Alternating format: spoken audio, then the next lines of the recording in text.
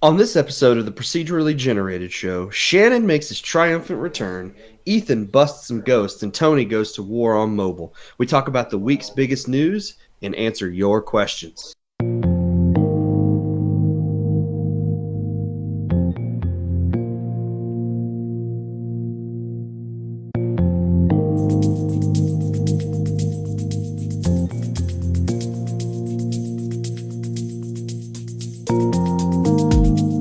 Well, howdy, everybody. Welcome to the Procedurally Generated Show. I'm your host, Tony, and joining me this week, I got Ethan. Hey, Tony. What's up, sir? One Punch Man is on. Oh, okay. Yeah. You're watching One Punch Man right now. Uh, kind of. Okay. I forgive you. I mean, we could have been done with the show, but y'all took a whole extra hour to just talk. Well, I took an extra hour, really. But we're back to a regular show this week. I know, it's crazy. We are not in the same room like we were last week. I wouldn't say that was really a show as much as it was impromptu live streaming. Well, yeah, there was that. So you're back in Texas. I'm here in Oklahoma, and Shannon is left and gone back to Tennessee. As one does. And he's here on the show this week. I'm back, baby. What's up, Shannon? You have you have moved into the new house? Yes, I am. I'm in the new house. I have an internet connection. How shoddy it might be sometimes when audio just kind of cuts out at random. But We are the podcast with the shoddiest internet connections on the planet, I think. Mine'll be better on Monday. I was only offered one choice. Like we sold a house where we had multiple ISP options. We moved about 15 miles further out in the country, and now we have one option. They overcharge dramatically for the same, like the advertised same service that we used to have, and it is not service. How much does it cost to install the tin can on your end of the line? It cost more money than it ever should have. It really did. Yeah. Ethan, I'm going to assume with you and Shamrock, you know the feeling of having to pay a group of people to come and run a cable to your house. You could say that, but at the same time, I've also, with AT&T, I kind of worked some wording indifferently on that, and then complained about them not actually showing up to connect it. So I got it done for free. Ah, lucky man. Yeah, it was totally unintentional as well. Yeah, we were in a position with we have Ritter Communications, and Ew. they were like, we know we're the only option, so we're going to charge what we want to charge, and you can see what your other option, but it's like satellite or nothing. Yeah. So, and satellite internet is ridiculous. It is ridiculous. It is. I have the benefit of being in the big city, so I've got multiple options. On the Pretty- plus side, I kind of can't, may not have the best internet, but I can go out in my yard and either go hunting or just set up a target and shoot. That feels is true. Pretty cool. That's one thing I would like to have. I can't do that in my yard. If I did that, there would be policemen on the corner very quickly. Yeah, you also live across the street from like a city park, so you'd be in big trouble. I would be in big trouble. You're absolutely right. So, Shannon, you haven't been on the show for a while. Yeah. What have you been playing that you want to talk about? Well, we could talk about the game that I just finished. It took a while to get to finish, even though the game was only like an hour and a half long.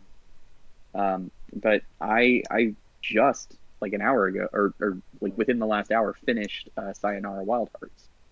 Oh yeah, what are you playing it on? Playing it on Switch. Um, so I knew very little about Sayonara Wild Hearts going in. I saw a lot of comparisons, people calling it, Res meets Interstellar 5555. So it's kind of a pop album turned into a rhythm game with story. So it's pretty cool. And like Queen Latifah does the narration for it, which was kind of odd, but also kind of cool. It's super bright and colorful and hyper neon and so flashy. I think it was giving Shelby a headache when I tried to play it at his house. It's it's very cool. I like it a whole lot. It is hitting all the right vibes for me, and even though I finished the game and felt very confused, I want to play it again. So I think that's always the mark of a good game when you want to play it again. yeah, and this this seems to be my my calling card for the year is like these really short, well done experiences that I want to go back to. Like some of the games that I've enjoyed most this year have been, under 4 hours, indie games that just I finish, I enjoy, I play again, and finish and enjoy and play again. So I've, you know, I'm going down this road way more than a big long 40-hour RPG and enjoying it for that. Yeah. Yeah, I'm sort of in that same spot where if I can get into a game and spend, 5 to 10 hours at most, that's where I'm going to get the most enjoyment out of a game. Um, I don't want to have to spend 80 to 100 hours to get through a story anymore. I also wonder how much of that has just been the way that this year has gone. Like having a new baby in the house, then listing a house for sale and buying a new house and doing the moving and everything. It's just like I don't have those big long chunks to dedicate to video games. At least not this year. I haven't Yeah. at all. So, Yeah, you have been super busy. yeah, but even though I was super busy, I did get a chance to go out to NYGE, Name Your Game Expo, last weekend. Yes, it was good to get Quite to fun. see you again. Absolutely, it was a pleasure to see both of you gentlemen in person. Um, and one cool game that I played at Name Your Game was the Star Wars stand-up arcade cabinet with Hmm. the cool plastic yoke that I got to hold and like turn and do really neat. I can't remember the exact name of the arcade machine, but it was very fun. I enjoyed it a whole lot. It was like vector graphics style cockpit experience, and it was pretty cool. Yeah, I didn't actually get a chance to play any of the games in the arcade. Really? Yeah. Oh, that's a bummer. Yeah, the only thing I actually sat down and played at all really was a little bit of Mario Kart with Jake while we were there on the second day. So um, I spent all my time standing around at the tables or getting Working the ready table. for, yeah, or working the table. Uh, Jason made a deal with me for a game. So I had to work the table for a little bit to work off some debt. Um, and and you still didn't get Final Fantasy 13. I did not. No, I spent my debt money on New Super Mario Brothers for the DS. Okay, I mean, that's a worth it game. that's a better use of your money. Yeah. That's probably true. So what did you see out there, Shannon, that caught your eye? So I played some really awesome pinball machines that I have heard a lot about, but not seen in person yet. Dude, those Uh, pinball machines were awesome with the yeah, LED TVs. yeah. I played the Ghostbusters one, and I played the Deadpool pinball machine. Those were both really cool, but I was not happy with Ghostbusters. I felt like the Ghostbusters table was rigged to throw the ball. Like it felt like every time the ball was being thrown back at me from a ramp or something, it was just directly aimed down the center, and Oh, man. I didn't even stand a chance at it. Yeah. I don't know Yeah. if it was just bad luck, but it was disappointing to wait 20 minutes in line to get to play it, and then my turn to be over so fast. I stood around talking to Lucas most of the time over by the pinball machines, or standing around talking to some friends while their kids were playing pinball. But Lucas told me about a machine that's coming up soon that's Jurassic Park themed, and one of the things that he was Ooh. telling me about was that there's a T-Rex on there that will grab the ball and throw it to another part of the table. What? Wait, I think Yeah, I played a Jurassic Park pinball machine back in the day. yeah, but this is a brand new one that's getting ready to come out. It, I guess. it, it had like a animatronic T Rex head in there that would bite the ball. I thought. Yeah, this may be like they may be doing like an updated version of that old table Cool. or something. But yeah, he was telling me about it. I was like, man, that sounds awesome. Okay, so there's a 1993 Data East Jurassic Park pinball machine, but it looks like Stern is also making a modern Jurassic Park pinball machine. So, Yeah. yeah, this looks pretty cool. And there are like 3 tiers. There's the Pro, Premium, and Limited Edition makes of this table. This looks pretty cool. Wow. Yeah. Man. Yeah, it seems like pinball is making a bit of a comeback over the Yeah, last couple of years. So I'm waiting for and it's pachinko to be the next big thing. Konami's waiting on that too. dude. If they could find a way to make pachinko not be centered around gambling, I'd be in. Yeah. Uh, I get like I get sucked in every time I play Yakuza. I don't know where all the time goes because I'm spending it all in the Or pachinko machine or in the pachinko parlay. all of your money that you've earned in the game. Yeah, my Mr. Shakedown was not my fear. My fear was the pachinko parlay. Oh man. Yeah. Also, at Name Your Game, I got a chance to play. I learned how to play Magic the Gathering. You were very excited about that too. I was, man. I don't know how some of that stuff got lined up, but I mean, I went through a tutorial session with somebody who taught me how to play, and then they let me keep the deck that they taught me how to play with. Yeah. It was like a pre-constructed um, training deck. Like it was red versus green, and I just got to keep it at the end and walk It away, was which it was 2 card decks, right? yeah, two 30 card Yeah. decks that I was given at the end to keep, as well as a pack. And then because I went through the introductory training session, whatever, I got to enter a beginner's My First Magic tournament, Yeah. which was fun. I got my butt handed to me very quickly. you got cheated, in my opinion. Apparently, so one of the people that I played against had a planeswalker, which up to the point of that tournament, nobody explained to me what a planeswalker was or how it worked as basically becoming a second opponent. Yeah. In the you're then the fact that my opponent had gotten it out twice, in the 2 of 3 games that we played, she got it out twice, and she mopped the floor with me both times. Wow. She managed to get it out, so it was kind of disappointing because it was like she pulled that card in one of her packs, or in the pack that she got from doing the training thing, which apparently, according to Jason, is an incredibly rare thing to pull. Yeah. Mm-hmm. So she just got a really lucky pack, and and that brings you back to, oh, this is a trading card game, and of course having the amazing card, if you manage to play it, is going to be what wins the game for you. So it was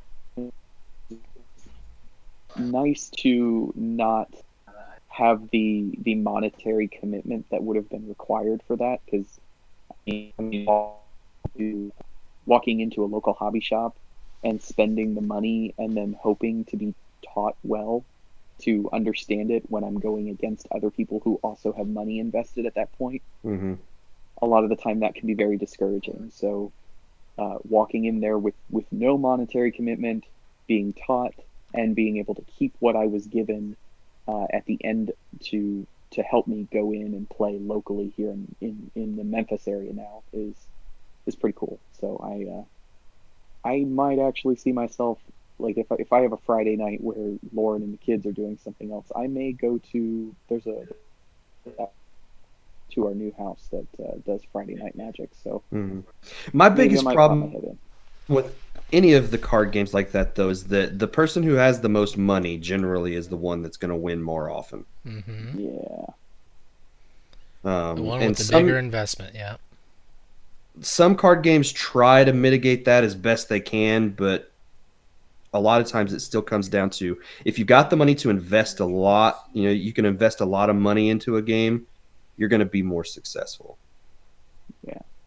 And like I said, that has been one of the biggest discouragements for me to jump into Magic previously. But they were explaining how they do draft, which, from what I understand, they pass packs around and everybody just kind of Yes. builds a small deck based off of the packs that were opened that evening. Yep. That kind of sounds to me more like thinking on the fly and building something based off of everybody getting a fair shot. Yeah. So, and then the person with the most knowledge about Magic wins that. Right, which again would not be me going into a tournament fresh. But no, but if they can do, beginner level Magic tournaments that are drafts, that would be really cool. Right, but that whole concept sounds the most interesting to me, because I don't think I've ever played a Pokemon draft that worked like that. We've done it where you do like new set releases and stuff, and everybody just kind of gets a random set of cards and a couple of packs, and you build a deck based off of that.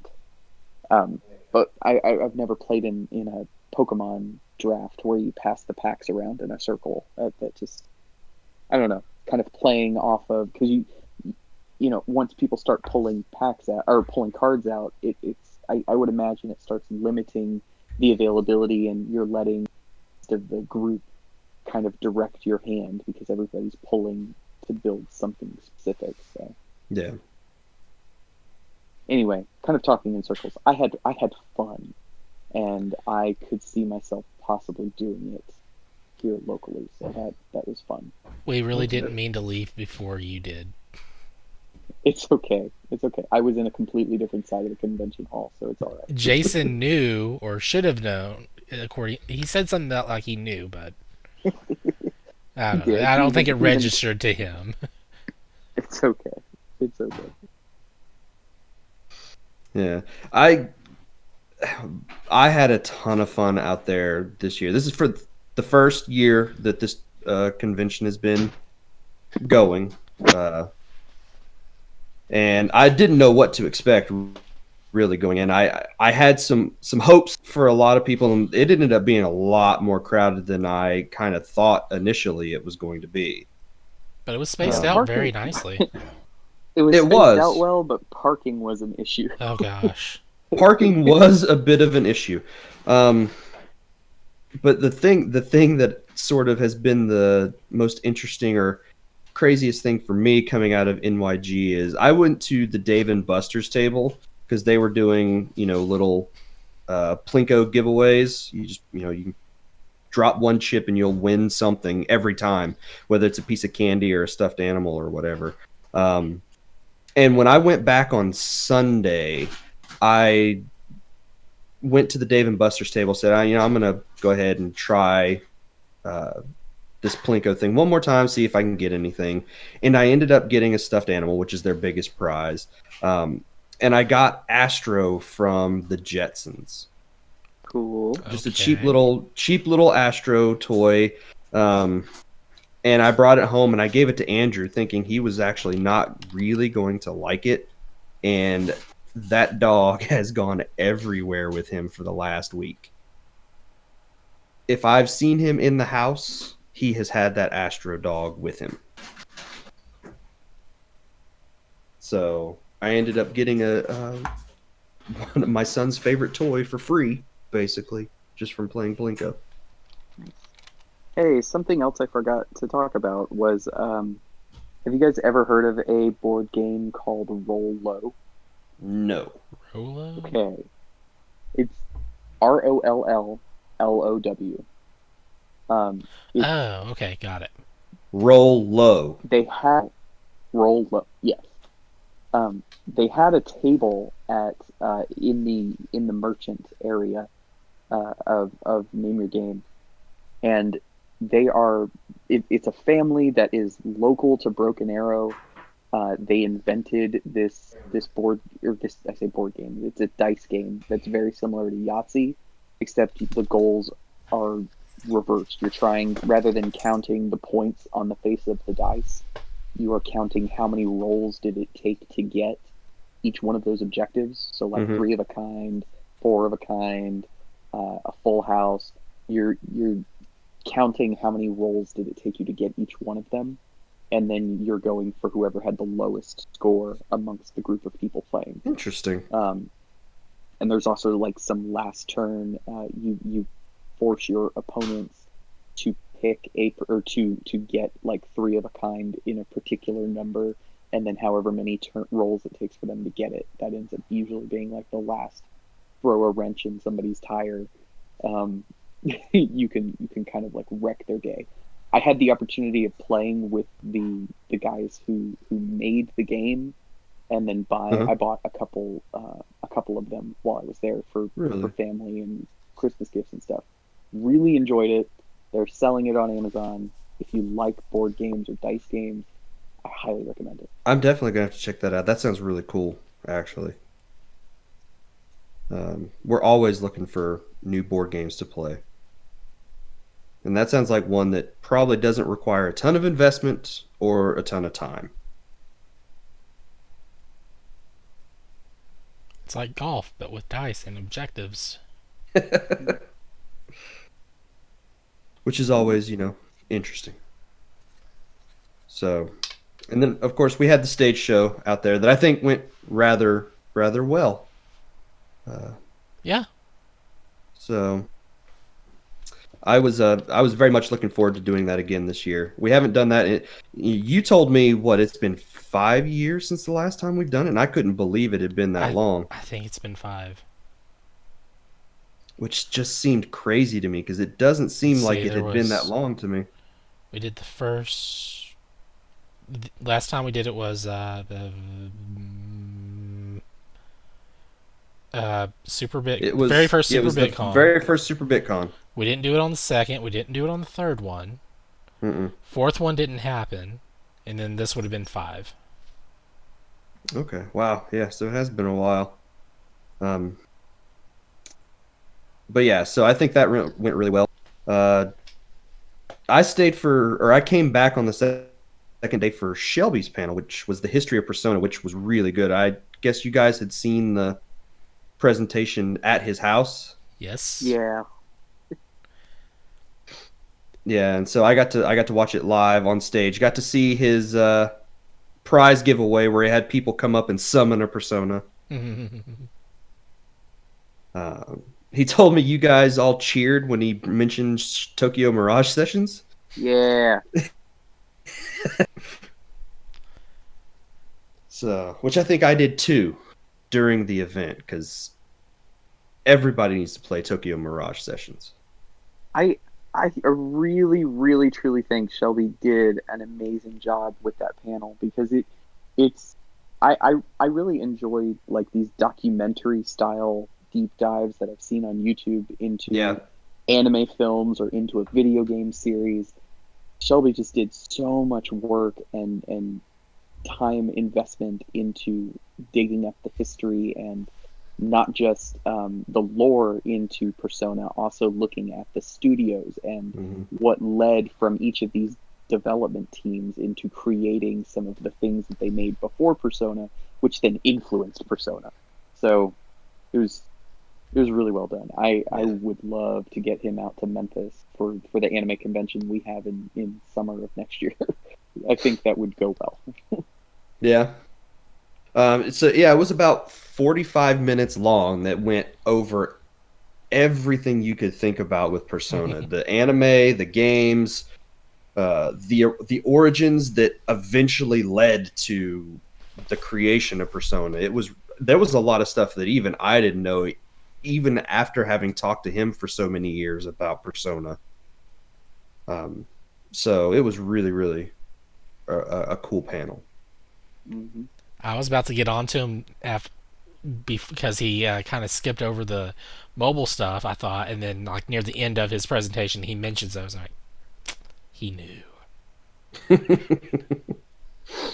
It's like he knows about the Persona series. Some say it is so.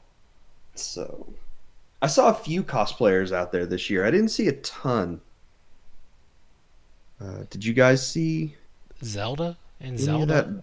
The Zeldas were really cool. I saw a lot of people running tables, like craft tables and stuff, that were in cosplay, but not a whole lot of people walking around in cosplay. Yeah. We may see more of that should another convention come about next year, where I think people will be more comfortable with what you wear out there to this particular one. They'll Uh, be more aware of it, knowing that it's a second convention, yeah. not a first time convention. It's like, oh well, I don't want to try this because it's an unproven convention. Hmm. I did think Lang had some really good cosplay. The first day he was dressed up as Jill from Valhalla, and Yeah. the second day he was dressed up as I forget which character it was from River City Kunio-kun. Girls. Yeah, from, from River City Girls. So that was cool. Yeah, and he even got a couple tweets retweeted by the developers. So Yep. uh, yeah, but I think this was a huge success for a first convention um, out here in the Tulsa area. So I'm definitely looking forward to what next year brings. Um, Anything else you guys want Absolutely. to talk about NYGE before we move on? Congrats, Nathan, for winning. Yes, absolutely. I'm hoping next year we get to do this again. We'll have a full year to prepare instead of about a month and a half to prepare, and can really do something. If I can get those buzzers working, it'll be a lot better. Yeah, because I've still got some ideas for things we can do for our trivia show to make it just a little bit better. Things that I want to incorporate into the show. So uh, here's hoping year two happens and we do this again. Uh, but what have you been playing this week, Ethan? Oh wow, we're still doing stuff. Wow. Ghostbusters Okay, remastered and you're playing on Switch. on Switch. This is the remaster of oh geez, what year did that come out originally? 2008, Uh, 2009. was it that long ago? I think so. Feels like it was like that's. Hmm. You know what? I gotta look this up. 2009. Okay, wow, you are correct, sir. Hmm. Feels like it felt like it came out like within around like before just before the crappy new movie came out. No, it's older than that. Hmm. So yeah, this is a remake of a game that is 10 years old, or not a remaster of a 10-year-old game. I'm playing the Switch version. Uh, I'm playing this for review, Mm-hmm.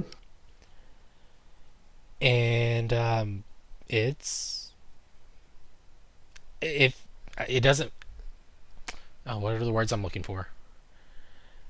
It is a game. Since it's a game I've already played before, I'm sort of familiar with what I'm doing and what to expect. Yeah. But I only played that one time through, and here I am playing it again now on a different system, and it looks really good on the Switch. Does it? Yes, I'm I'm really surprised on there. I took it off. I took the Switch out of the dock and showed it to some family members and stuff, and it looked like it handled perfectly fine on in that mode while they were looking at it. Mm-hmm. Um, it for a remaster, it looks pretty good. I got a few complaints right now, and it's just the cutscenes on here. The pre-rendered cutscenes, they're out of sync with the audio. Really? So lip lip syncing is not on there at all, which it's really annoying to me to watching that because it's just bad.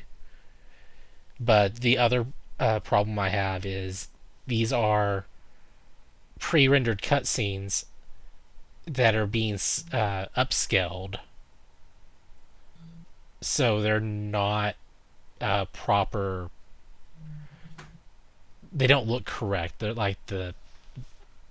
not as sharp as the game looks. Do they feel sort of stretched?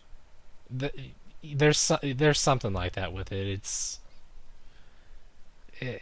just something's off on there really, and but the gameplay does feel smoother to me compared to whenever I played it on PS3 back then. Mm-hmm. But I mean that could also just be uh, like maybe a bad memory I'm recalling there because it didn't. I don't know. But yeah, I am playing this for review on Switch. If you like the Ghostbusters game then, you'll like this one now. And they were even nice enough to put a in memory of Harold. What's his name? Harold Ramis. Yes, they put it in loving memory of him in the opening credit stuff. So that was nice. Yeah, because this does have the original cast, right? Yes. That does the voice for all of the characters. And unfortunately, Harold passed away sometime after this game, and so it's kind of nice that they tossed that in there. And I was honestly hoping that they would. Yeah. So yeah, I'll be posting a review of that here within a week or so. Okay. And what's the story of the game? Because I know they talked about this being sort of a pseudo sequel to the movies. Yeah, the first movie they went against Gozer. What was it, Gozer? Yes. I was like, is this the guy from the second movie? I hope not. No, that was Vigo. Vigo, the Carpathian. Got it. Yes. All right, so there's a Gozer exhibit. Someone had a bunch of Gozer stuff, and some stuff is happening at the Gozer exhibit, and it's causing ghosts and stuff to happen around town. Slimer breaks out. You go to the hotel from the first movie, capture him, fight a ghost fisherman in the same place for whatever reason, and just in time for Stay Puft Marshmallow Man to be walking around Manhattan, and so you get all your good callbacks right away, and then after that Mm-hmm. it's just It's a new okay. story. Yeah, you end up in the ghost realm for a little while as well, and you're also playing as the rookie, the new guy. Essentially, you're the person testing out the new equipment. Yeah, and don't they call you the rookie throughout the game? Even your outfit just says rookie. It's like when anytime you play a Japanese RPG and you get to put in your custom name or whatever, and Yeah. and it'll have like in the dialogue it says Ethan did whatever, and then they're like, hey Ethan, and then they talk to you, they're like, hey you. So Yes, because they wanted you to be in the game. yes, so there's that. It does feel like they've updated the rookie's looks to me a little bit because he used to look a lot goofier, I thought, and like he's more fleshed out. I guess you could say. Yeah. I don't know. Is this a third person game or is it first person? Third or first person, depending if you want to be scanning items with your uh was it EK? No, not EKG. The little ghost scanner thing that you have. Your PK meter. PK. Thank you. Yeah. So you'll have that out, and you'll also be wearing the same goggles that you see Ray wearing. Okay. Yeah. So you can go and scan ghosts, make money, buy upgrades, make your proton pack better, throw out traps, capture ghosts, slam them around. You know, all the fun stuff. All the stuff you would And normally ghosts do. make money. Exactly. That's totally not how Fem said do Nope. it.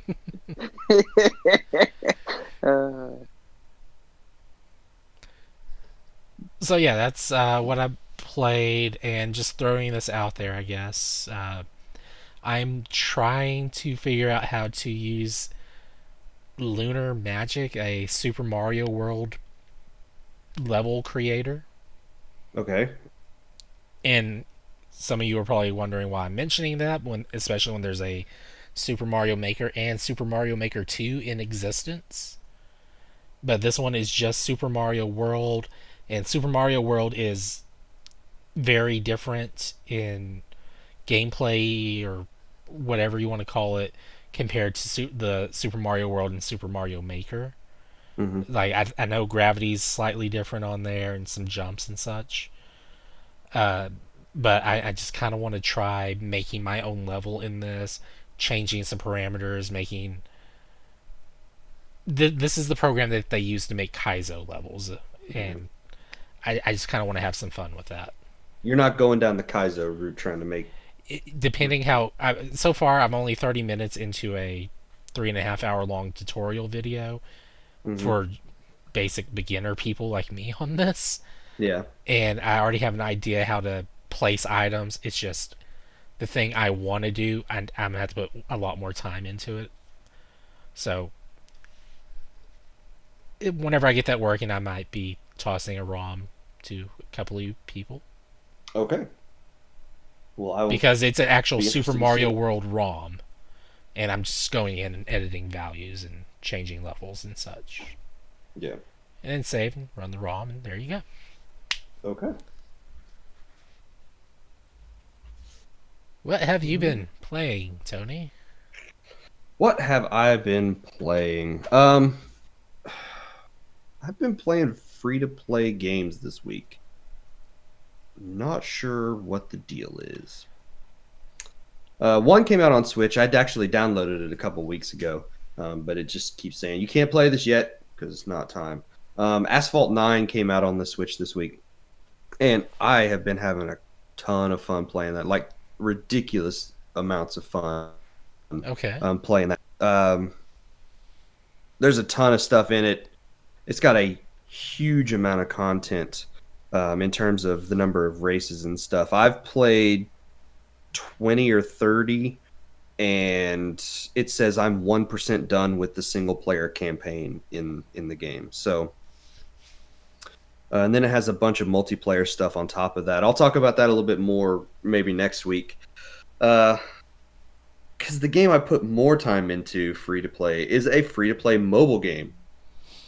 It's all downhill from here, people. I've been playing Spoiler. on my phone, mobile game where you shoot people in the face. I just shook my phone enough that it turned my camera on too. I need to stop shaking the phone. But I've been playing Call of Duty Mobile, which came out this week as well, and enjoying it. Like I've been genuinely enjoying the actual Call of Duty gameplay in there because it is just multiplayer Call of Duty. You get in, you pick a map and you pick a mode, and I think it's got 4 or 5 different modes that you can play. It's got one called Frontline, which I've been playing a bunch. Team Deathmatch. I don't know what the difference between the two is. I'm not a huge Call of Duty multiplayer person. You'll be a It's got pro by the end of the week. It's got the Battle Royale mode from Call of Duty Black Ops 4, which you unlock after you make it to level 8 in multiplayer, regular multiplayer matches. You can then unlock the Battle Royale mode and play that. Okay. The actual act of getting in, running around the map, and shooting people feels really good. It feels very much like Call of Duty, even though you don't have buttons, physical buttons on the screen. Everything is done with touch controls, and they've given you a few different options as far as how you want to actually control the game and shoot when you're aiming at people. And you've got the invisible joystick on the left side of the screen. You can control the camera by moving your thumb around on the right side of the screen. And then you've got a simple mode or an advanced mode for shooting. Simple mode just means line up the crosshairs, the game will shoot for you. You don't have to worry about pushing a separate button to pull the trigger of the gun. And that's the mode I'm using just because it's one less non-tactile button that I have to deal with in order to shoot people. And then you've got buttons for throwing grenades and crouching and doing all that stuff. And since you don't have to do a ton of that, just get in, aim the gun where it needs to go, and the game pulls the trigger for you. The other one puts a separate button on the screen that will let you aim down sights and be more precise, or let you, if you think you can be more precise, will let you aim and then pull the trigger so you're using less ammo and things like that. Interesting. So I've been using the simple mode. I just don't want to have to deal. The fewer on-screen buttons that I have to deal with, the better. And my kill-death ratios in this is much better than it is on console versions of the game. It's around 3.2 right now. I looked it up just to see. Whereas I'm under 1 generally playing on consoles. And you are playing against real people. I'm assuming there are some bots that occasionally get thrown in to matches, but there are real, actual people that I'm playing against. You can tell the difference between real people and bots. Unlike in Mario Kart, where they want you to think that you're playing against people, you're actually playing against bots. The bad thing about this Call of Duty game on mobile, though, is they throw the payment.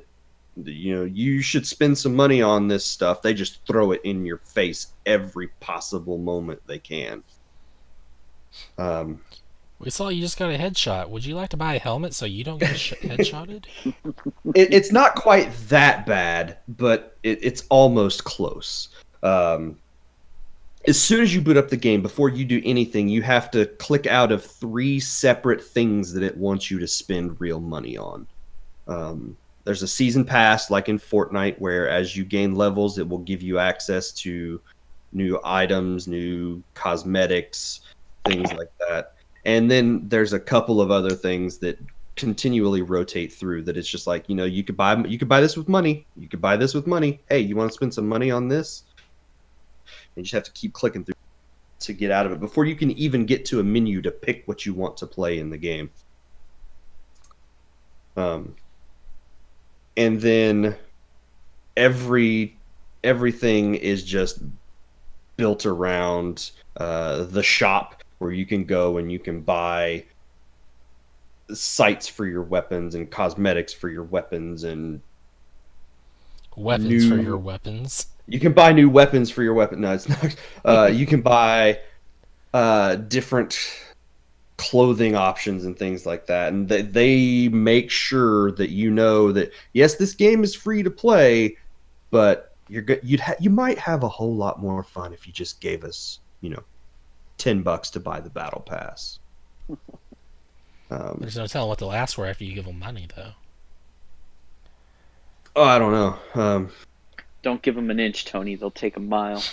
I have not dropped $1 in this. I did technically spend $2 in Asphalt 9, but it was $2 of gold coins in the eShop for something, and it wasn't any of my actual money. So I'll believe it when I see it. I've been tempted to drop some money on the battle pass, but then I'm like, you know what? The second I do that, I'll decide I really don't want to play this game anymore, and then I'll have wasted that $10. And I talked to you, I think, on Friday about it. Said I was going to download it on my tablet and see how it runs. And my Kindle Fire HD8 runs the game really nicely. Oh, cool. It's optimized for a number of different devices. It's really well done. It runs at low graphics, but it's not. Even the lowest graphic settings in this game are still pretty good. It's not ultra HD or anything like that, but I'm not playing, I'm not facing off against stick figures in the distance, or like in Resident Evil on the 3DS, where you can literally see the animation change because they're like 5-frame animations of zombies off in the distance, until you hit a certain point where it switches to a much more detailed 30 frames per second model, and you can see the difference in those. I don't see anything like that in this. So there's a good chance that if you have a device that has at least 2 gigabytes of RAM on it, you're going to be able to play Call of Duty on that mobile device with no problem. So Cool. Gameplay itself really nice. I really think the payment stuff in the game though is super gross. Like, because it does not. It takes every chance it can to say, you know what, spend some money. You wanna do it, don't you? Just $10. That's all it takes. And then all of a sudden you've spent $50 and you feel utter shame for everything. Mm-hmm. Oh, and I showed you the monetization stuff in Mario Kart 8 is really gross. You guys Yeah. seen some of that stuff? $40 to get Diddy Kong. $40 for one character and some gems that give you a chance at the loot boxes in the game. Yep.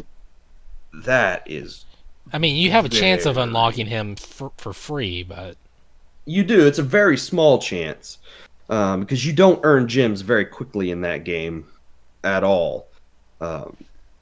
So your best bet to get a lot of those characters is to just plop some money down and either try to get them through the warp pipe stuff where you spend 5 gems per turn, or to drop $30 on a character that gives you a bunch of gems. It's like, that is one of the worst monetization models I've seen in a free-to-play game in a long time. One thing, like, the reason why I stopped playing is because at the end of every race it was telling me, yo, if you were a monthly member for $5 a month, which is more expensive than Nintendo Switch Online service. Yeah. They're like, yo, if you sign up for $5 a month at the end of this race, instead of getting this many gold coins or rubies or whatever, you would have gotten this. That gets really annoying when at the end of every race there's an advertisement for their paid service. Mm-hmm.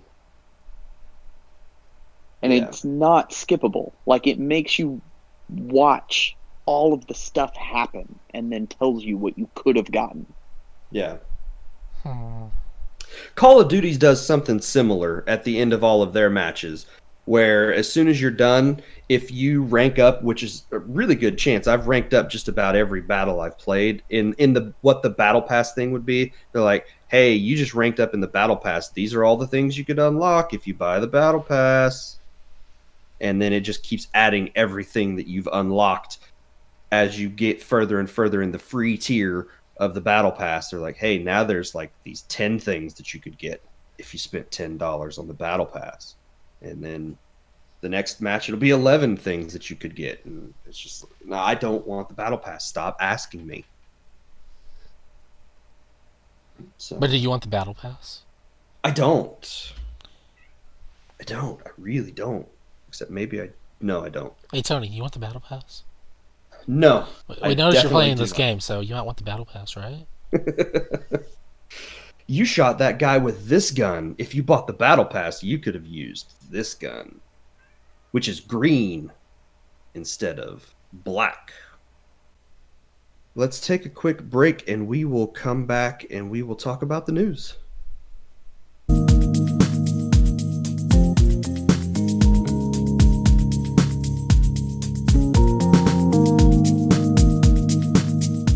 Okay, so some big things happening in the news this week, and Ethan, you wanted to talk about Blizzard being in the news this week. Well, I mean, not really wanted to talk about them, but I mean, we kind of have to. It is the sort of the biggest news that happened this week, and I will tell you right now, I am not qualified to talk about everything that's been going on with this. This is way beyond anything that I have been paying a ton of attention to. It was a little I hard for me know, to not pay attention to since it was on all my feeds yeah, constantly. I know a little bit about what's going on, but I generally don't play a lot of Blizzard games, so I don't pay Well, attention to Blizzard news. I used to play a lot of Blizzard games in high school and was currently playing one till they separated. It's true. It's true. You were. Yep. So on Sunday, there was a Hong Kong professional Hearthstone player, Chung Blitz. Jeez, I'm gonna butcher this guy's name, and I apologize. Chung Blitzchung Niguai, Yeah, yeah. I don't know. whatever. He was doing a post-match interview. Uh, he's part of the. He was in the Grandmaster ranks or whatever on Hearthstone. That's like the top, I guess. I don't know. I don't play Yeah. Hearthstone because to me, it's not a real game. It's kind of boring. Anyway, There are a lot of people that like Hearthstone, though. I can't argue that. I mean, there's a lot of people that like playing Dota and League of Legends and like Call of Duty Mobile. weird people. I don't. Anyway, he was on this post interview stream wearing some goggles and a kind of a little gas mask looking thing. Hmm. And at some point just says liberate Hong Kong revolution of our time, because of some stuff with the Chinese government wanting something to do with like what was it, persecution on mainland China or something. I don't know the details on that part. I just know that there's been a lot of stuff since like June or July where protesters are just Yeah. kind of pissed off at China. Well, Hong Kong is basically, the way I understand it, they're basically wanting independence, and Yeah, it's something like that. China is cracking down on anybody that even Well, it says had the been a word. two-party system, and then suddenly it's no, it's going to be a one-party system, and then that got thrown out. But that's not good enough because if you look at like Chinese government, it's just a complete mess at times. And but not Bungie, Blizzard. Oh wow, that would have got so much more confusing there. Blizzard was since it's a Blizzard related thing with the post match interview and China and such. Blizzard banned Blitzchung for a year from being able to play in Hearthstone Grandmaster stuff, Hmm. and revoked his the money he won, which what was it, like $5,000 or something, Something like that. and people would ask why, and Blizzard would just point everyone to uh, the EULA that's signed or something, and there's a thing in there, and I'm just going to paraphrase. It basically says, uh, that any actions that offend a portion or group of the public and that could damage Blizzard's image, sort of thing, Yeah. It's ambiguous enough that Blizzard can say, "Oh, well, this person has red hair, therefore they have damaged our image." That's how specific Blizzard can be if they want to on this, because they can Hmm. just pick any reason really. And So, so this has caused a bunch of backlash. Shannon, were you asking something? no, I was just gonna say, so they have every right to do that. It Yes. whether it is the right thing to do or not That's a different story. is kind of up for debate. I mean, Yes. They are they within their legal rights, but ethically speaking, should they have done that? probably not. I mean, and especially if esports is wanting to be taken seriously as time continues to go on, because you have all of these major sports league. I know NBA and the NFL. There was so much backlash in recent years about players sitting down for the national anthem and Hmm. refusing to stand and making their own political statements, but Mm-hmm. they're not suspending the players. They're actually supporting them for having their own beliefs and being unique and being individual. Yet you have, I realize there's some monetary investment because a percentage of their investment Comes from China. comes from China. Mm-hmm. So like I get that, but at the same time, man, it it also this was from Taiwan, correct? Hong Kong. No. I know Hong Kong is where the Oh, protest, but the stream, where did the stream take place? Oh man, it doesn't say in my notes. Okay, if I remember right, it was a Taiwanese stream, and it was this Oh, no, Hearthstone. the people, the two guys that run the stream, they've been fired as well or something yeah, too. they did. Yeah, so like I just man, I'm very proud to be an American, to have freedom of speech, especially when it comes to political siding and opinion. It just, Yes. situations like this, even though the company may be majority based in the U.S., if they're doing business in foreign countries and they are having contests in foreign countries and doing streams in foreign countries, they You don't want to cannot get your necessarily. company banned in that country, Right. because like China, they've I know Blizzard's had to go and make changes to like World of Warcraft, so it can't have skeletons, instead it has zombies where the skeletons would be, Yeah. Right. because China law and all that. So, and there's a lot of, I know there's a lot of games over there that are just a completely different version of the game because Chinese laws. So Right. Blizzard wanting a big chunk of that money there, they're gonna do what they can to be on China's good side. Yeah. At the same time, they probably could have done nothing about this and been just fine. But I mean Uh, that's yet to be seen, or can't be seen, because so they're like right. they're protecting their company over there. I get that, but I mean there could have been a way better way to handle this. Very true. And the speed of which they handled it in the way that they handled it speaks very much of protect the bottom line and Yeah. That's all that forget matters. yeah, Well, yeah, protect the bottom they line, took forget the basically it took community. a whole week to So, before they said had like any official statement to public on it as well. And that reminds me, it's where's it in my notes? They decided that they are going to give him the winnings for this event, and instead of being banned for a year, they've lessened it. I don't see how much it's been lessened by, but Yeah. he's not banned for a full year now, so that's better. yeah. But I mean, it's Trying to navigate international politics is a minefield that a most people will do poorly in. bunch of the Ye- people supporting Blitzchung. Uh, there was like another interview with another team or something in the week, and they did a similar thing where they held up a sign saying hashtag boycott Blizzard or something. I don't know, and that stream got taken down immediately after, but those players, as far as I know, are not banned or anything. Yeah.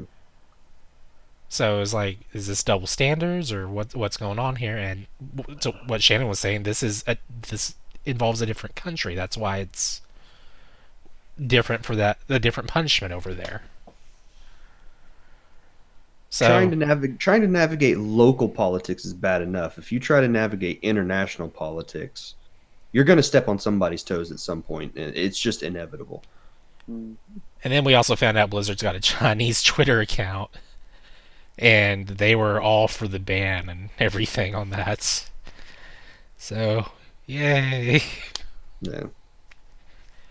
So yeah, that's probably the biggest news this week. Oh, I think it was absolutely the biggest news of the week. I do know a bunch of other gaming companies chimed in saying, "Hey, if Blizzard doesn't want to give him the money, we'll pay him instead because we support Yeah. whatever." And then companies like Riot Games said, you know what? You just don't talk about politics on a stream to begin with. That works too. I mean, if he didn't have to do that on stream, he'd just been, yeah, played a good game out there. You know, we're here to talk about a game, play the game. You could talk about your politics and everything else at a different point. Is basically what Riot is saying. But I mean, at the same I time, think it was, he's speaking up for himself and what he believes in. that's true.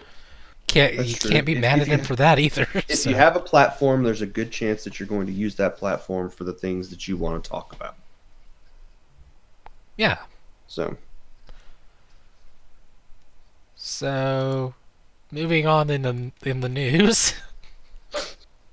Bandai Namco this week. I got an email. They are having a rather large sale on the eShop for sure. I don't know if this is on other digital storefronts, but I know for sure it is on the eShop. The sale runs through the 21st, and they are doing some pretty deep discounts on a lot, or I think basically their entire Switch library. This includes all the Naruto games, One Piece games, Sword Art. You can get the Ultimate Ninja Storm games for half off. They're $10 right now. Or you just ignore them completely because they're Naruto.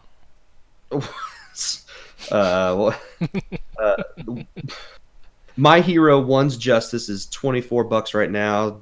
Jake and I just finished season 3 of that, and season 4 started today. I haven't seen the first episode of season 4 yet. I might actually jump on this. This sounds like a deal. Dragon Ball Xenoverse 1250 right now. It's normally $50. Dragon Ball Fighters or Fighter Z, still don't know how you pronounce that game, is normally $60, and it's $18 on the eShop right now. It's Dragon Ball Fighters. Okay. The one I think most of us, though, are kind of interested in is the Taiko no Tatsujin Drum and Fun on the Switch. It's $20 right now. Yeah, buddy. So that's a heck of a deal. And you should play the Taiko games because they're very fun. Even if you don't have an actual Taiko drum, just playing them with the buttons on the controllers is good. I would also venture to say that the Joy-Con motion controls are well done on this game. I'm looking to see if the Bandai Namco sale is on Steam. I'm not seeing it, but I see a game called Goat of Duty. Goat of Duty. The images do not disappoint. Is this like a sequel to Goat Simulator? That's what I was thinking. This is goats with like a robotic arm attached to all their backs. Oh, that sounds fantastic. And they're holding guns and going crazy shooting. That sounds amazing. I would play that game.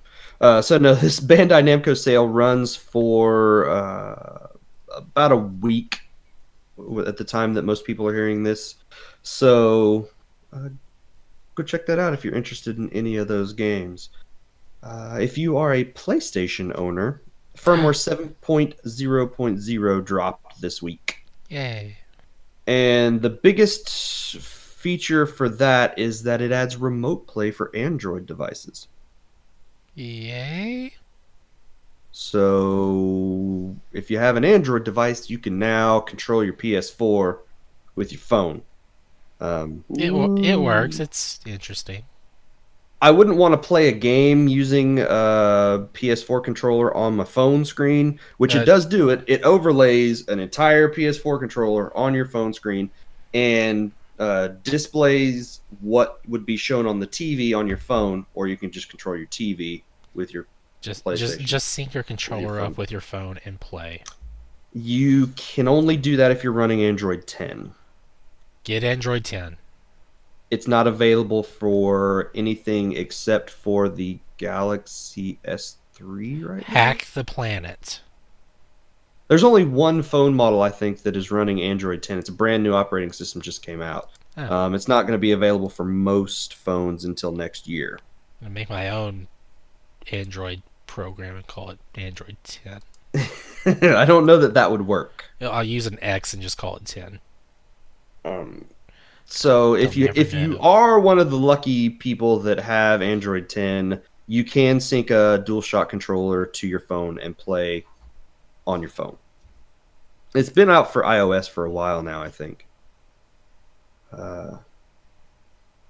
The only time I could see myself using this would be like if I'm watching a movie and I just don't want to grab the PS4 controller. I can just turn on remote play and control my TV that way.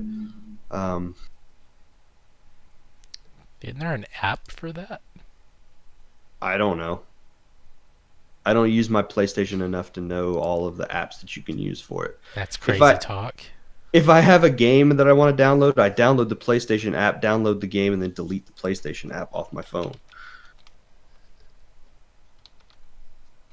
So, but yeah.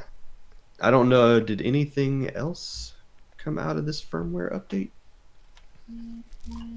We're sort of at the point where firmware updates are just tiny little revisions at this point.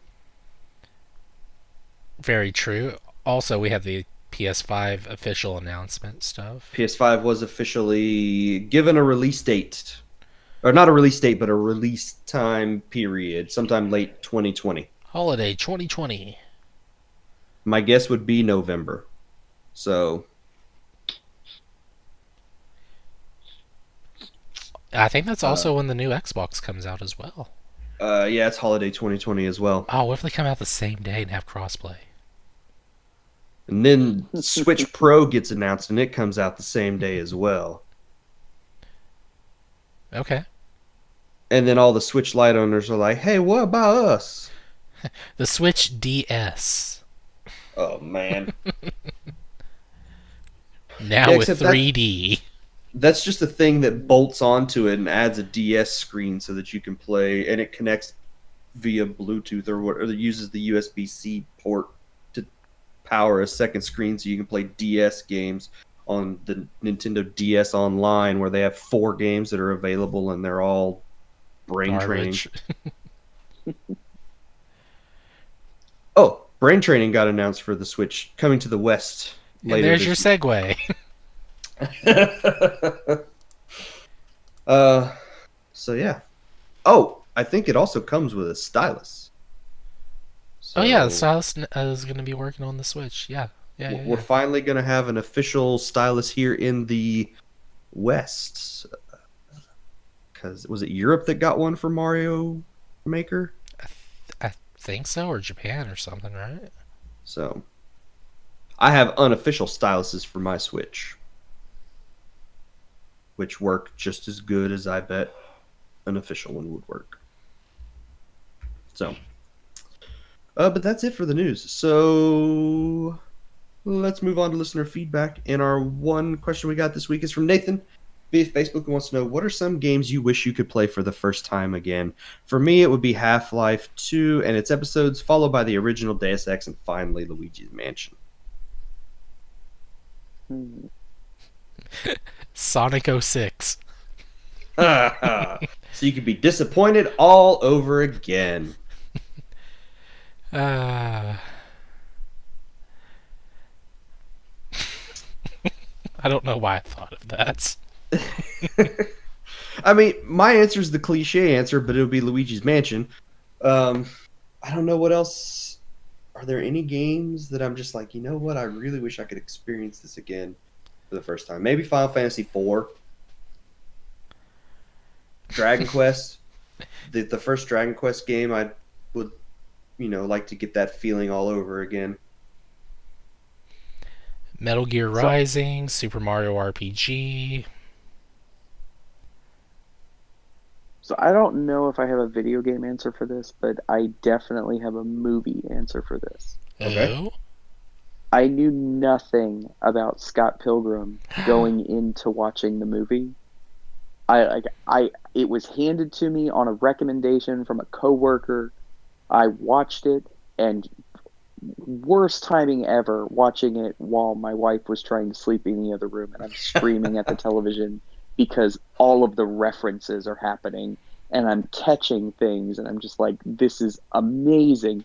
And there's a lot of like really clever jump cuts that happen very early on in the film, and then seeing like the star doors and getting all the Mario feels, and I'm just like, man, this is a really well put together movie, and it's never hit as hard as it did the first time. Yeah, that is a video game movie thing right there. Oh yes. Man, that video Like, game was actually fun too. It was. It was really fun. There's just nowhere to play it anymore. Thanks, copyright laws. I just think Brian Lee O'Malley, he needs to get together in a room with all the people from all the places and get it on Switch. I'd be okay with this. Jason gave me another one of his graphic novels, Seconds. I need to read that. It's hardback cover too.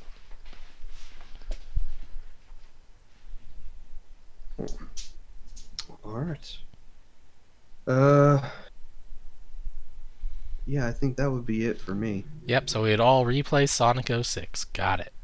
Absolutely. I want to play that Sonic RPG game that I never got to play. Oh yeah, the DS one. was it BioWare, was it? It was a BioWare Sonic game. Really? I was like, is it BioWare or Bethesda? I can't remember. It was not Bethesda. There'd be more clipping items through each other on there. Sonic Chronicles: The Dark Brotherhood. That's the game. I think that was supposed to be a trilogy, and we only got one game in it. Yep, it was BioWare's first handheld game too. And they chose Sonic to start that off, and I don't think they've made a handheld game since. You have chosen poorly. So, I guess that will be the show for this week. So, welcome back, Shannon. It was a pleasure. Never leave again. Thank you for being on the show.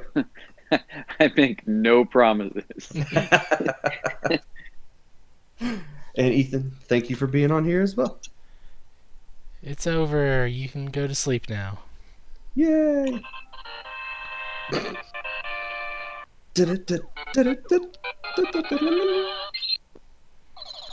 That's what you do when you start something, not end something. If you want to reach out to us, we have new ways to do so. You can email us at procedurallygeneratedent@gmail.com. If you like what we do, you can support us on Patreon by going to patreon.com/pgent. Patreon supporters get the video version of the podcast a day early. Follow us on Twitter at twitter.com/progenint. Check out our YouTube channel, and we still have that famous Facebook group where you can interact with us on a daily basis as well.